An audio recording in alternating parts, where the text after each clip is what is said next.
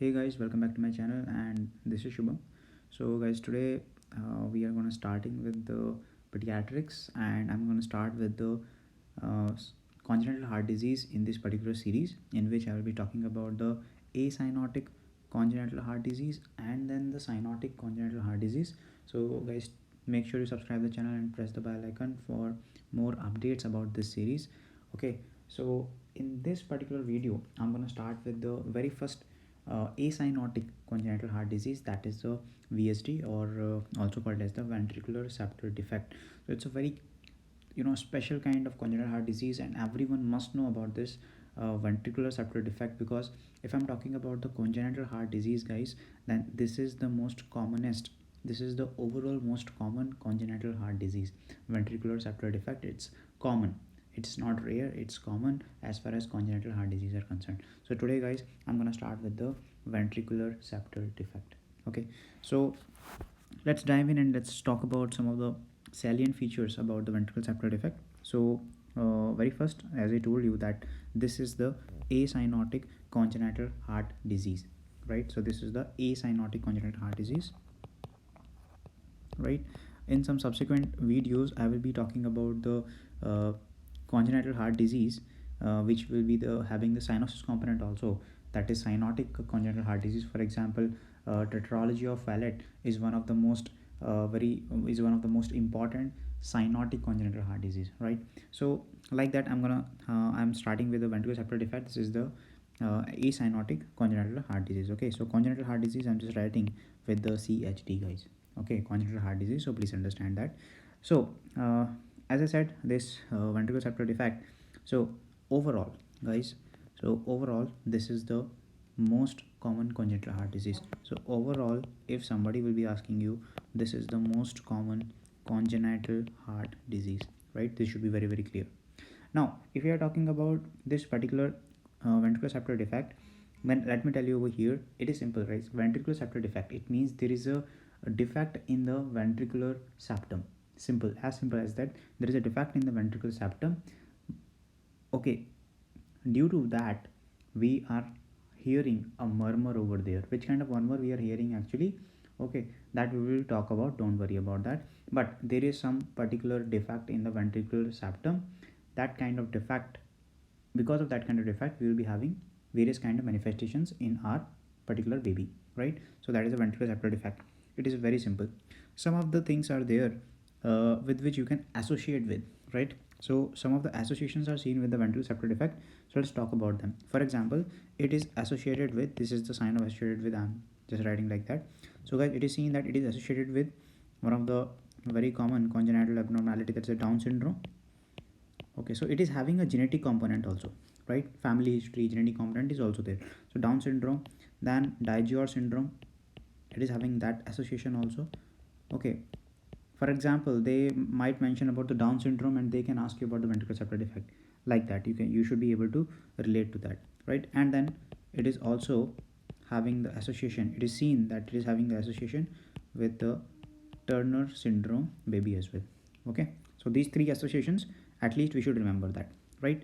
Then further in our discussion, let me tell you, we are having four types of the, okay, we are having four types of the ventricular septal defect, guys. Four types of the ventricular septal defect are seen over here. What are these four types? I'm just mentioning over here. Okay, so everybody just look over here. Okay, first one, this is the perimembranous VSD, ventricular septal defect only. This is the perimembranous VSD, and out of all of the four types which I'm going to tell you right now, this is the most common one. Okay, so after that, after the perimembranous, then we are having the muscular type, VSD, right? Then third one, I'm just writing, that is the inlet VSD, or we can also call it as the AV canal VSD, or we can also call that as AV canal VSD, right? Why inlet? Because with the help of AV canal only, with the help of AV node only, the impulses are coming from the artery into the ventricles. With the help of AV canal only, that is the passage through which the blood from the artery is coming into the ventricle, right? So that's why this is the inlet. Okay, like that we will be having the outlet also, and that outlet will be working as the aortic or the pulmonary wall. So subaortic or subpulmonary VSD we can call like that. Fine. So for example, subaortic or subpulmonary, subaortic, subpulmonary. Okay, so several kinds of name are there. Okay, but the concept is same, guys, right? Let me show you the picture also. But over here, overall, I told you this is the most common one. Perimembranous is the most common one. Okay, muscular is also called as the Swiss cheese VSD, right? Muscular is also called as the Swiss cheese VSD. So just remember that. Just remember that as well. So look over here, this diagram, very simple diagram, guys. Whatever I told you, perimembranous kind of ventricular septal defect. Okay, this is the very common one. So as you can see over here, perimembranous defect. Okay, at this place they are showing you, right? There is a perimembranous defect over there. This is the most common type of the VSD, right? Simple. Then I told you the second type, that is the inlet. Inlet means what? AV canal defect. Okay, inlet means from the atria into the ventricle. So that is an inlet defect. Okay, that is there, that I told you about the AV canal, right? Then the outlet one. Outlet can be characterized as subaortic or subpulmonary, and then we are having the muscular type, that is the Swiss cheese type defect. As you can see, this appearance, it is looking like Swiss cheese. Okay, how the cheese is appearing, you know, this is the block of the cheese, let's say, and you know there are just multiple uh, this kind of appearance you will see in the Swiss cheese, right? When you will cut that, so that kind of appearance it is resembling, that's why we are saying that as Swiss cheese kind of appearance. Fine, simple one only.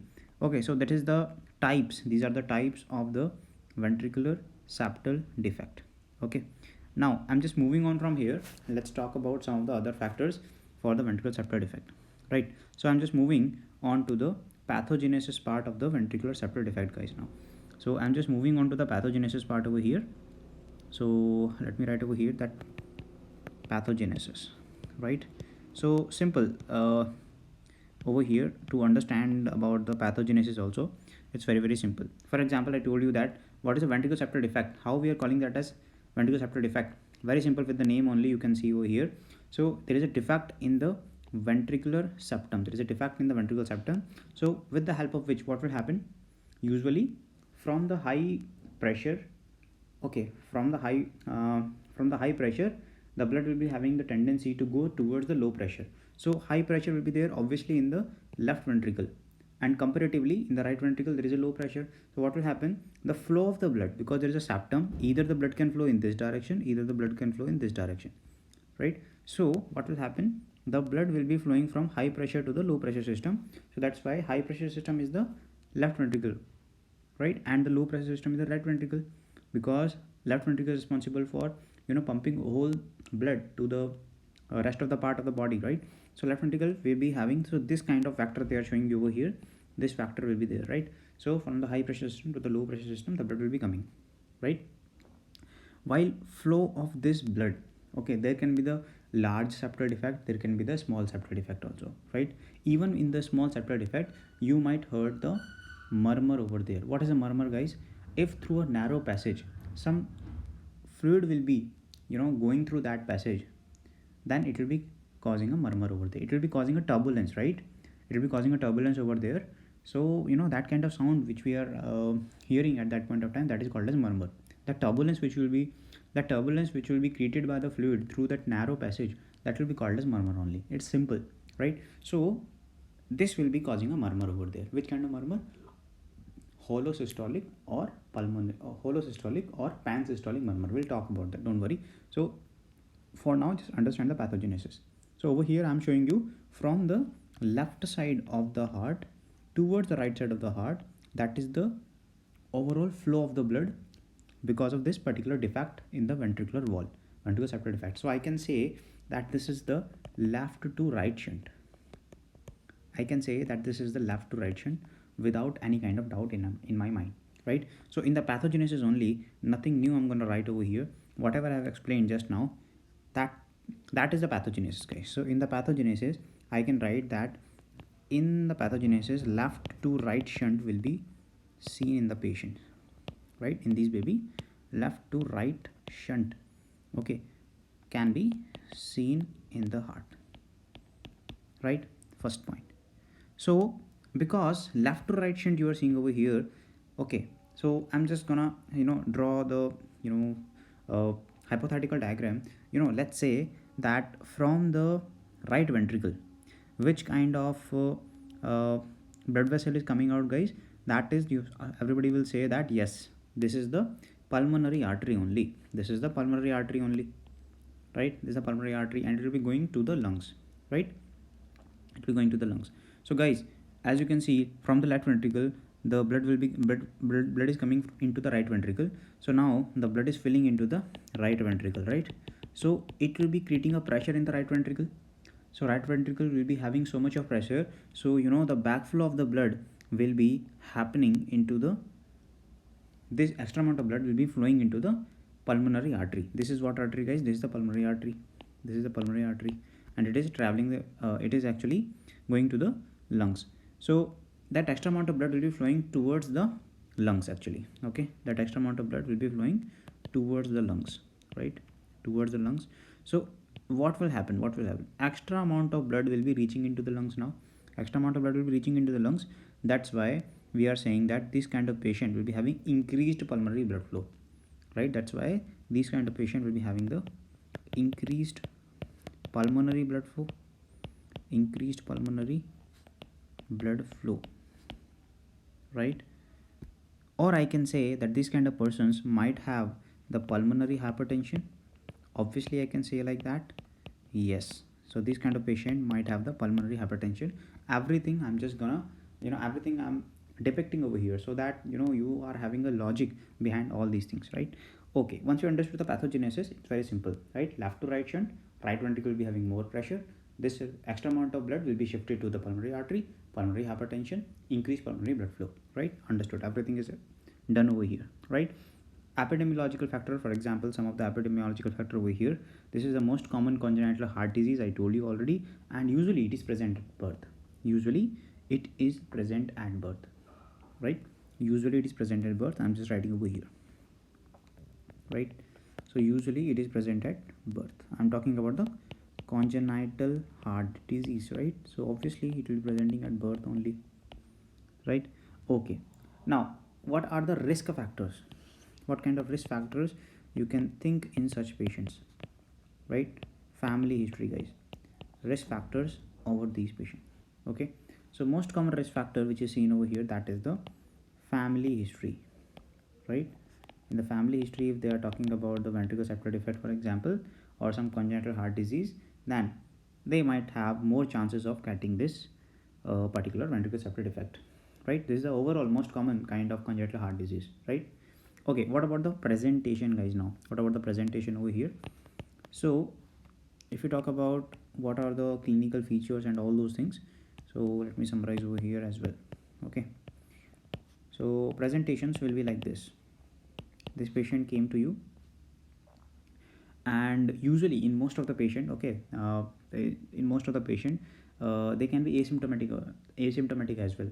For example, they are not showing any kind of symptom. These neonates, they are not showing any kind of symptoms at birth, but as the time passes by, within some, after some weeks or days, okay, after some days or weeks, they can show some of the symptoms. They can start showing some of the symptoms, right? So initially the neonates can be asymptomatic, right? But later on, as the time passes by, they might have the symptoms. Okay, what kind of symptoms I'm just talking about over here? So these symptoms are like this. For an example, they might tell you about the shortness of breath, right? There might be the fatigue component over here. So excessive fatigue can be there, right? Excessive fatigue can be there. Then what else? There could be the difficulty in breathing. There could be the difficulty in breathing over here, right? Difficulty in breathing because shortness of breath is there. Why shortness of breath, guys? Extra amount of blood is going to the heart, extra amount of blood is going to the pulmonary region, increased pulmonary blood flow. Obviously the person will be having, the baby will be having, the neonate will be having dyspnea component, right? The baby will be having hard time to breathe. The baby will be tired very soon, right? Difficulty in the breathing or sweating during the feeding. Okay, these kind of things might happen. Failure to thrive, the baby will not be able to eat anything, right? So failure to thrive. Then I can say over here, the patient, some of the patient might have the heart failure as well. Some of the patient might have the heart failure also, right? So these are some of the things which we can see in some of the patient. Yes, initially some of the patient might be asymptomatic also. They might have the VSD, but they're not showing the symptoms. But as the time passes by, as the days passes by, or some weeks passes by, they might start showing these kind of symptoms over there. Okay, then after that, once you are done with the presentation part, then you will be coming to the physical examination of these patients, physical examination of these babies. And let's say, okay, in the physical examination you are doing, so what kind of things you can find over there, right? So if you talk about the physical examination as such, then we'll be finding an important kind of murmur, right? What kind of murmur I'm going to talk about over here? So I'm talking about the high pitched murmur. High pitched, okay, you'll be auscultating this patient, so you'll be hearing that high pitched and harsh holosystolic murmur. Harsh holosystolic, or you can also call that as pansystolic. I will tell you, don't worry, what is this pansystolic murmur.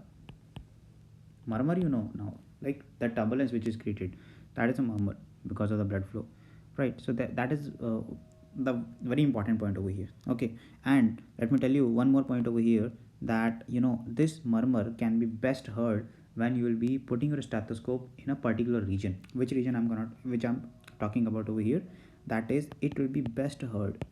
Okay, it's not like you will be putting a stethoscope anywhere on the chest of the baby and you'll be hearing like that. So it's not like that. So it will be best heard if you put your stethoscope at the lower left sternal border. Okay, actually lower left sternal border. And to be very very specific, if you will ask me, okay, to be very very specific, if you will ask me, then I will write it like this. Okay, I will write it like this. This is the left fourth intercostal space. Okay, I'm just writing ICS, that is left fourth intercostal space. Okay, parasternally, right? That is the best place to put your stethoscope over here. It is also known as, aka it is also known as Roger murmur, guys. Okay, Roger murmur, or Roger murmur and shunt murmur. As I said, there is the left to right shunt. Got the point? So this is the very important point which I'm talking about right now, right? So which murmur I'm talking about over here, guys? Roger murmur. Okay, these kind of terms might be used by the examiners in order to confuse you, right? This is the pansystolic holosystolic murmur. Okay, so that is the thing about this one. Now you must be thinking, pansystolic holosystolic murmur, okay, what the heck is this? So let's talk about over here. So VSD, guys, I'm talking about the VSD over here. So what is this particular thing? Okay, you know that tachypnea, tachycardia might happen. Tachypnea, tachycardia might happen because the baby is having the difficulty in breathing and all. Okay, and obviously the heart is in distress, so obviously the baby will be having the tachycardia as a compensation. So look over here. Okay, what you are seeing over here, this is the S1, right? This is the S1, and here S2, this was the S1, S2, and again S1, and then again there will be the S2. So guys, in the S2 you can see the A2 and P2. You can see the A2 and P2. What is the A2, P2? A for aortic wall, P for pulmonary wall. Simple. Okay, usually there is a gap of about 0.30 millisecond between A2 and P2. Okay, so that's why they are just separated with each other. Okay, but usually it needs expertise to hear that. For example, senior cardiologist will be able to distinguish between the A2 and P2 as far as pediatric age group is concerned. In the adult you might have the difference, but in the children it is very very difficult to hear that gap between the A2 and P2. By the way, let me tell you what is the significance of putting this image over here. S1, S2, S1. Okay, like lub dub lub dub lub dub, this kind of sound is you are hearing, right? In the babies usually they are having the tachycardia and component in, so the sound will be faster comparatively. So S1, S2, S1, S2, S1, S2, this kind of pattern you will be seeing over here. As you can see, there is some turbulence. There is some turbulence in this area between the S1 and the S2, right? S2 means A to P2 area. So S1, S2, you can see the turbulence present over here. Can you see this turbulence? Yeah, everywhere this is the turbulence, right? So this turbulence is showing you something. What is this? It is showing you the murmur only, right? It is showing you the murmur only, guys. So over here I'm just trying to show you that what is the murmur. So this part over here, this is the murmur. As you can see, this murmur you can see over here during which phase? Between the S1 and S2. This phase is the systolic phase. This phase is the systolic phase. S1, S2, isn't it? S1, S2. So this is which phase? This is the systolic phase only. This is the systolic phase. And if you talk about this phase between the S2 and S1, this is the diastolic phase. This is the diastolic phase, isn't it? So during the whole systolic phase, you are having a murmur, you are having a turbulence. So this is also called as the pansystolic. Pan means all or whole. So during the whole session of the systole, there is a murmur. So that's why it is also called as the pansystolic or holosystolic murmur. Simple. Okay. Some of the turbulence you can see over here in this part also. Some of the turbulence you can see over here in this part also. Right? That is in between the diastole. So that's why I can say that some part of the diastolic murmur can also be seen in these patients.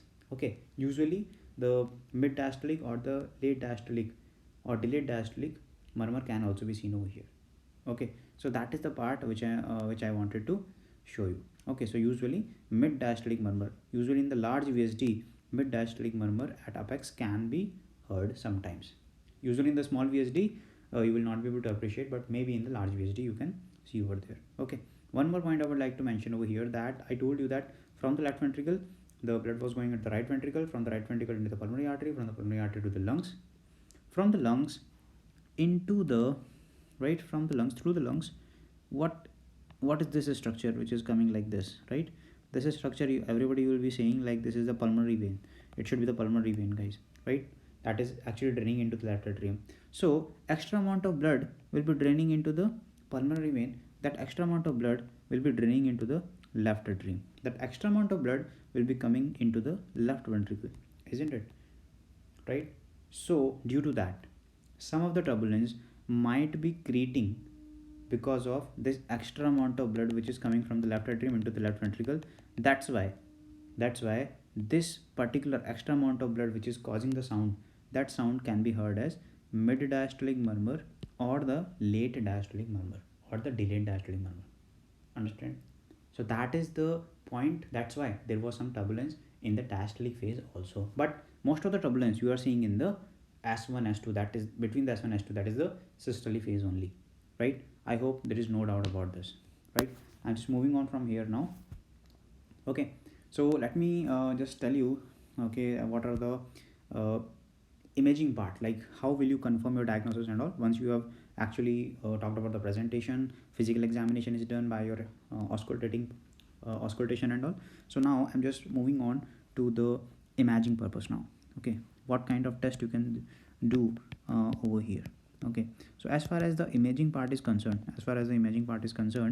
then I can actually go for the x-ray, chest x-ray. The screening part I'll be going for the chest x-ray, right? So right now I'm interested in screening, right now I'm just interested in the screening part. How will I do that? I will be performing the chest x-ray in this particular baby. Okay, in the chest x-ray I might found that there could be the cardiomegaly.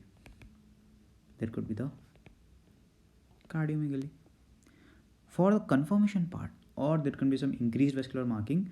For the confirmation part, I can go with the echocardiography, isn't it? I can go with the echocardiography. So echo, right? I can go with the echocardiography. What kind of findings you might see in the echocardiography? This is the diagnostic test. This is the confirmatory test. What kind of findings you can see over here? I'm just I'm just showing you the findings of the echocardiography. Okay, so everybody look over here. I will show with the yellow color. So guys, this is the septa. Okay, can you see the septa, ventricular septum? it is separated, guys. It is separated. There is a defect in this ventricular septum. It's a defect in the ventricular septum. So with the white arrow, they are showing you the defect over here.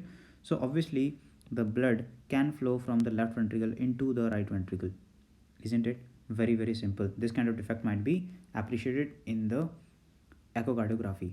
With this particular thing, you can see the flow of the blood. The flow of the blood is from left ventricle into the right ventricle. Can you see the flow over here?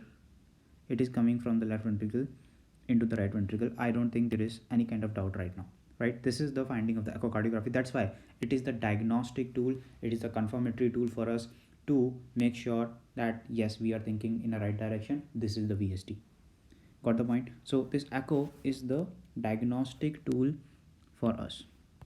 Echo is the diagnostic or the confirmatory test which is available, right? Diagnostic or confirmatory test, right? But before any kind of diagnostic confirmatory test, we are always performing the screening test, right?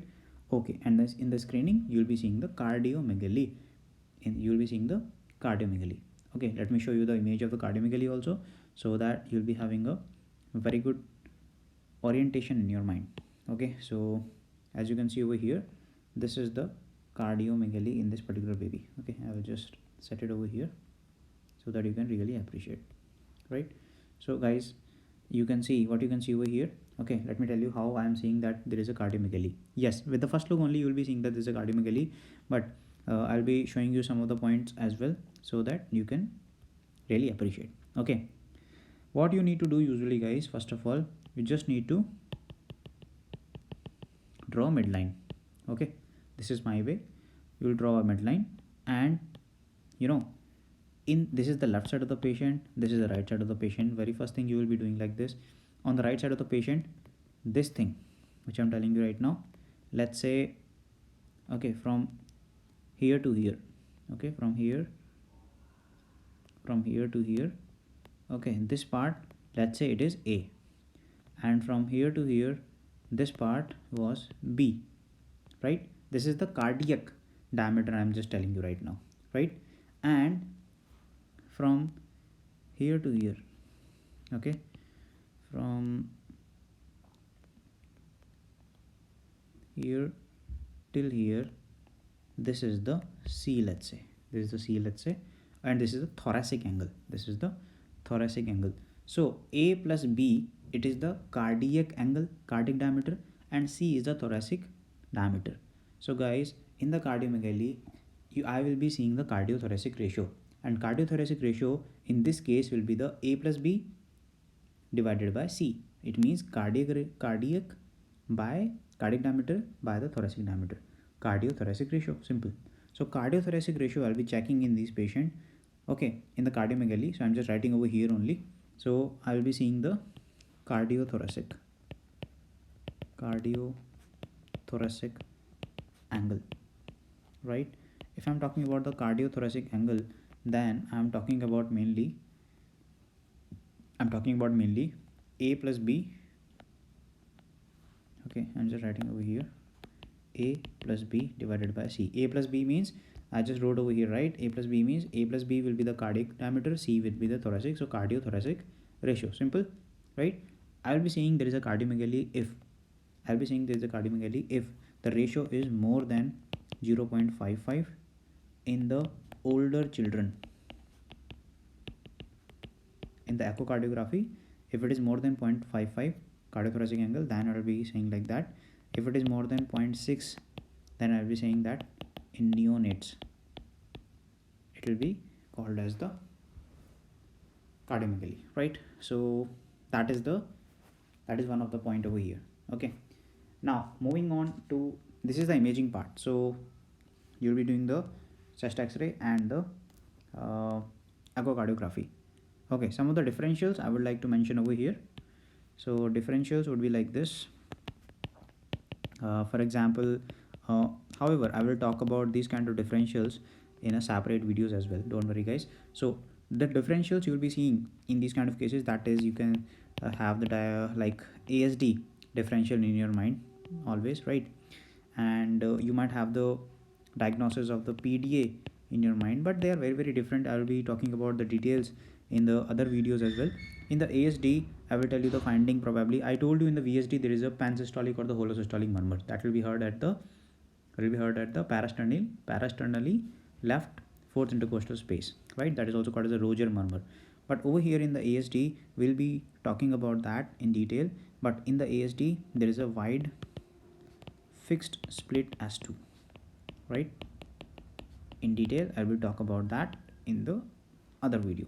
PDA, you'll be seeing the continuous machine-like murmur. Continuous machinery murmur. It is having a very strong association in the congenital rubella. Okay, it is having a strong association with the congenital rubella syndrome. Right? Don't worry guys, we'll be talking about them in detail in other video. Okay, fine. These could be the some of the differentials, right? ASD, atrial septal defect, PDA is the patent ductus arteriosus, right? Then I'm coming to the diagnostic part over here. Basically, with the help of the clinical presentation and the echocardiography images, we'll be coming to the conclusion that yes, this is a VSD or not. Okay, some of the complications I would like to mention over here. What are the complications? Complications will be like because this is the ventricular septal defect. Okay, so there could be the pulmonary congestion. I told you already that there could be the pulmonary congestion. Why pulmonary congestion? Already you know that story, left to right shunt, increase pulmonary blood flow and all. So pulmonary congestion will be there. The patient will be having, the baby will be having dyspnea and all. Okay, it can cause what? It can cause recurrent pneumonia, right? It can cause recurrent pneumonia. Okay, recurrent pneumonia. Then next point over here, I can mention that it can also cause the congestive heart failure, right? Congestive heart failure. Usually it will be showing you this kind of congestive heart failure picture in about 6 to 10 weeks. 6 to 10 weeks after birth, right? Because it takes time. Okay, when the compensation, the heart is losing its compensation, then it will be going towards the congestive heart failure. Then I'm also telling you one more thing, because there's a defect in the ventricular septum, some of the infection might get opportunity to infect that particular kind of defect, and that's how it can cause the infective endocarditis, right? And most commonly the organism which is found over there, that is the streptococcus viridans, right? Streptococcus viridans, right? And that is the basic thing. And the last one which I'm gonna mention over here, everybody should listen to me very very carefully. This one I'm talking about, that is the Eisenmenger syndrome. Okay, Eisenmenger syndrome. So everybody should listen to me very very carefully. Okay, over here I told you, if you guys remember, in the in this particular discussion, that there is the left to right shunt. Okay, again and again I'm just stressing over this point, that from the high pressure system to the low pressure system, the blood is coming from the left ventricle into the right ventricle. Gradually, over time, what will happen? This shunt could reverse. Okay, I'm telling you one surprising element over here. This shunt could reverse. It means from the right ventricle towards the left ventricle, the blood can go. How? This is called as the Eisenmenger syndrome. How is it so? So in the Eisenmenger syndrome, we are talking about the reversal of shunt. But remember, I told you this happens gradually with time, when the decompensation will start happening in the body.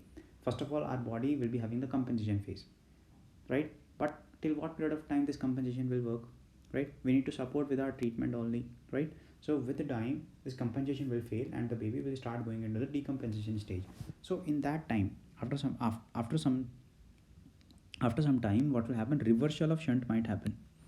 What might happen? Reversal of shunt might happen. So in that case, right to left movement can happen for the blood.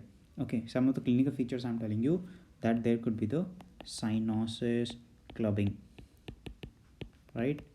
But this is the acyanotic heart disease. Okay, usually that cyanosis clubbing might happen when there is a Eisenmenger syndrome. That can happen over the years. So this is a gradual process, right? First of all, basically there is a left to right shunt only, but over the years Eisenmenger syndrome might develop, and due to that the backflow of the blood might happen. That's why this kind of thing will be there. Okay, actually what happens is, if you want to know the exact reason of that, so I told you that there is a pulmonary artery. Usually what happens is, in this pulmonary artery, some of the remodeling will start to happen. Some of the remodeling will start to happen. Some of the remodeling will start to happen, guys. Due to this remodeling, what will happen? Due to remodeling, now because very less blood will be going towards the lungs now. Very less blood will be going towards the lungs now, and these tissue which were elastic, now they will be replaced by the fibrous tissue. So now what will happen? Pulmonary artery pressure will be increasing now. This pulmonary artery pressure will be increasing now. So this amount of blood which was going in this direction, now it will not be able to go. So extra amount of blood will be accumulating in the right ventricle only. That's why now reversal of the shunt might happen from the right to the left side, right? That is called as the reversal of shunt. Gradually over the year that might happen because of the transformation of the elastic tissue into the fibrotic tissue as far as pulmonary artery is concerned. Okay, due to that it can happen. This is called the Eisenmenger syndrome. Okay, so now without wasting much time, I'm just going towards the treatment part now. Okay, I hope everyone is clear. If it is not clear, just pause the video, go back and just listen to the explanation again, and then you will be understanding that very nicely. Okay, still you will be having doubt, write me in the comment section below. I will be happy to help. So now I'm just moving on to the treatment section. Okay, what you will do, right? So over here two kind of things are there. One is the medical management and another one is the surgical management, right? For the medical management, usually if there is infective endocarditis as a complication, then you will be treating the particular case with the help of some of the antibiotics and all, for example, right, for the infection purpose. Okay, let's say the patient is having the congestive heart failure kind of thing, so you'll be actually using the digoxin or the furosemide. Okay, then if there is some kind of pneumonia kind of case, for example, I told you pulmonary congestion is happening, so recurrent pneumonia might happen, so you will be treating the pneumonia. So I mean to say that symptomatic management you will be doing, right? You will be doing the symptomatic management, right? Symptomatic management. So for an example, I told you, if the congestive heart failure is happening, for that we'll be giving the digoxin or furosemide, right, or Lasix, let's say, right, like that. So symptomatic management will be giving over here, right? Okay, once we are done with this, then actually diuretics can be given, or for the Eisenmenger syndrome, pulmonary vasodilators can be given. For example, Eisenmenger syndrome, right? Eisenmenger syndrome, pulmonary vasodilators can be given, because where was the problem? If you guys remember, problem was in the pulmonary artery. So that pressure was increasing because elastic tissue was actually replaced by the fibrous tissue. That's why pulmonary artery pressure was increasing. That's why right ventricular pressure is increasing. That's why there is a reversal of shunt. So why we can give the pulmonary vasodilators. Got the point? So once you have talked about this, now what is the surgical management? That was the medical management. What is the surgical management? Surgical management, if I will talk about in this case, then you need to close the defect. Isn't it very simple? You need to close the defect. It is not that simple. Saying is simple, but doing is some other thing, right? So you will be actually doing the patch closure. You will be doing the patch closure of VSD, right? Patch closure of that defect. So patch closure of the VSD you will be doing over here, right? But if there is a Eisenmenger syndrome developed already now, don't do the surgical management, right? That is a contraindication. Okay, so that is about this particular thing which we are talking about, this thing. Okay, usually if you talk about the prognosis of these kind of patient, most of them might remain asymptomatic usually, okay, and they might self-resolve in some of the cases. But larger defect, larger VSD, they might be showing the problems in the babies. So the large VSD might have the poor prognosis, but the small VSD patients will be having the good prognosis usually. Okay, so that was it about the ventricular septal defect. Let's practice some MCQs and let's have a good knowledge about the ventricular septal defect. Okay, and let's understand that, and let's check that whether we have actually understood this particular part or not, right? So ventricular septal defect, guys, look at the MCQs. Okay, 27-year-old man, okay, and he actually went to the primary care physician for the routine examination. He currently has no complaint and says that he is otherwise healthy. At times he experiences some palpitations and anxiety they mentioned about. He exercises about 5 times a week and eats a general healthy diet. Some multivitamin he is taking, some supplemental protein he is taking. So he previously had the strep throat when he was about 11 years old and was treated with the oral penicillin subsequently. His father was having the history of the, so guys, family history is present, aortic stenosis that required valve replacement. His mother is otherwise healthy. Physical examination was done and it is remarkable that there was 3/6 hollow systolic murmur that is best heard in the left mid to lower sternal border. Very important point, guys, they have talked about.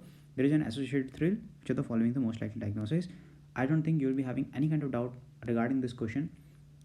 The diagnosis is very simple in our mind. That is the ventricular septal defect, isn't it? So that is the ventricular septal defect. VSD will be the answer over here. Why? Because hollow systolic murmur is present over there. That was best heard, I told you, in the left sided parasternally fourth intercostal space, which should be about left mid to left sternal border, mid to lower sternal border. That is the same thing over here. So hollow systolic murmur or pansystolic murmur is best heard in the left sided parasternally, okay, fourth intercostal space. Okay, so that is also called as the Roger murmur. If you guys remember, that is also called as a Roger murmur, right? Yes, very good. So, or Schern murmur, right? Okay. So the answer is the ventricular septal defect. Very easy, straightforward. Next question: 27-year-old men. Okay, present to this. So this is the same question, I guess. Okay, so answer is very simple. So over here also we have talked about that there was the holosystolic murmur. So answer will be the, okay, and that was heard in the left mid to left lower sternal border. Okay, so answer will be the same, ventricular septal defect. Look at this question now. A 2-month-old infant presents to a pediatric clinic for a well child visit, right? The mother, recent immigrant from the El Salvador, delivered the child in the US with an unclear prenatal history. Through a translator, she states that her child sleeps throughout the day and night, but has also had some flu episodes. Three flu episodes were there, during which the infant coughed and felt feverish also. She managed each episode using traditional non-pharmacological remedies and all. Okay, she also said that because the baby sleeps so much, he rarely breastfeeds. On physical examination, patient is 5th percentile for the weight and height, right? Less than 10th percentile, it's not good. He has a hyperinflated thorax and he is tachypnic. Okay, hyperinflated thorax and tachypnic. Tachypnea means high breathing rate.